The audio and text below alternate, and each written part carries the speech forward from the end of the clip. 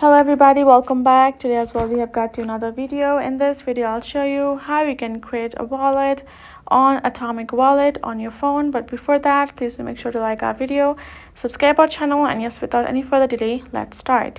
So for that, simply go ahead, open up your Atomic Wallet app on your phone. Right afterwards, you're going to find this two option, which includes create new wallet and restore from backup. Now we're going to tap on this create new wallet.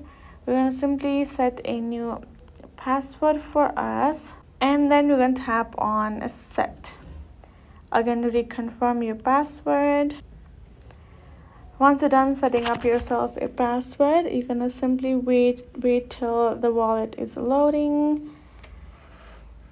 Tap on allow and enable fingerprint or face ID, whatever you prefer. Enter your password again. Tap on confirm, allow, scan the face ID, and copy to clipboard. If you would like to start using Atomic when a tap. So that is how you can do it.